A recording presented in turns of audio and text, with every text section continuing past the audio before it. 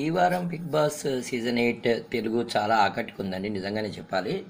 అయితే ఏంటంటే పాపం సోనియా గారు వెళ్ళిపోవడం అనేది బిగ్ బాస్ హౌస్ నుంచి కొంచెం సోనియా అభిమానులకి కాస్త బాధ అయితే అనిపించింది. అంటే ప్రత్యేకంగా చెప్పాలంటే తనదైన ఆట ఆడుతూ ఇతరులను కూడా కాస్త డామినేట్ చేసే విధంగా ఉండడం వల్ల ఓట్స్ అనేవి తక్కువ వచ్చాయి. అది కూడా మరీ సింగిల్ డిజిట్ ఓట్స్ అనేది అభిమానం నుంచి రావడం వల్ల కావచ్చు వారిని ఎలిమినేట్ చేసినట్టు ప్రకటించారు. అయితే చాలామంది మాత్రం మణికంఠ ఎలిమినేట్ అవుతాడు అనుకున్నారు చాలామంది. ఎందుకంటే హౌస్మేట్స్ అందరూ కూడా ఏం డిసైడ్ చేశారంటే అతడు అసలు ఉండడానికి అర్హుడు కాదన్నట్టు డిసైడ్ చేశారు. తర్వాత మళ్ళీ వాళ్ళే సేవ్ చేసిన విధానం అనేది ప్రేక్షకులు ఆలోచించేలాగా చేసిందనమాట. ఏదైనా బిగ్ బాస్ అంటే ట్విస్ట్ మీద ట్విస్టే కదా. అలాగే మహాతాలి కార్యక్రమం అనేది చాలా చాలా బాగుంది. ఎవరు ఆవకాయ ఎవరు కాకరకాయ ఇవన్నీ కూడా.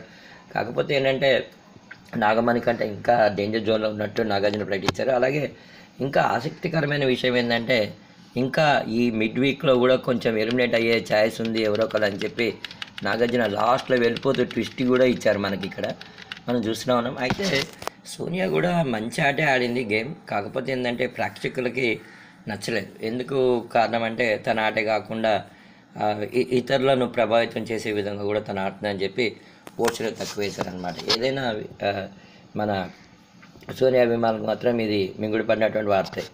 అంతేకాకుండా ఇంకా ఈసారి బిగ్ బాస్ సీజన్ 8లో ఇంకప్పుడు నిన్న నాగార్జున గారు ఇంకో మాట చెప్పారు. వైల్డ్ కార్డ్ ఎంట్రీతో ఎవరైనా సరే మళ్ళీ హౌస్లోకి రావచ్చు అని చెప్పి వెళ్ళిపోయిన వాళ్ళ కొంచెం ఆశలైతే మిగిల్చారు. శేఖర్ భాష ఎలిమినేషన్ కానివ్వండి, బేబక్ ఎలిమినేషన్ కానివ్వండి, నవీన్ ఎలిమినేషన్ కానివ్వండి, ఇవన్నీ కూడా మనం చూస్తున్నాము.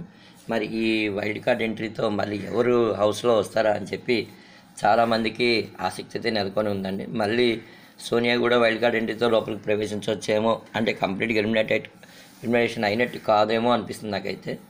మరి మణికంఠ పరిస్థితి ఏ విధంగా ఉంటుందో మనం చూడాలి. కాకపోతే ఏంటంటే నిన్న ఆటపాటలతో నాగార్జున గారు మాత్రం చాలా చాలా ఆసక్తికరంగా ప్రోగ్రామ్ అయితే చేశారండి. మళ్ళీ ఈసారి నామినేషన్స్ అనేవి సిద్ధమైపోతాయి, చూడాలి ఈసారి మళ్ళీ ఎవరెవరు ముందుంటారు అని చెప్పి.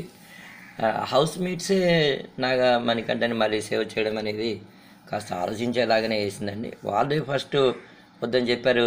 ఈ సందర్భంగా ఒక మిత్రుడు చేసిన కామెంట్ కూడా నాకు ఆశ్చర్యం కలిగించింది. అంతా స్క్రిప్టెడ్ ఉంటుందా అంటూ అని చెప్పి. కావచ్చు కాకపోవచ్చు, కాకపోతే గేమ్ లాగానే చూడాలి. కాకపోతే ఏంటంటే దీంట్లో మనం ఆదిత్య ఓంకి కూడా కాస్త రిస్కే అనిపించింది సీక్రెట్ రూమ్లో. కాకపోతే ఏంటంటే అతను సేవ్ అయిపోయాడు అతను. అయితే సోనియాకి ఉన్న డ్రాబ్యాక్ ఏంటంటే ఫస్ట్ నుంచి గొడవలే. తన కెరీర్ కూడా కరోనా వైరస్ అనే సినిమాలో వారు హీరోయిన్గా నటించారనమాట.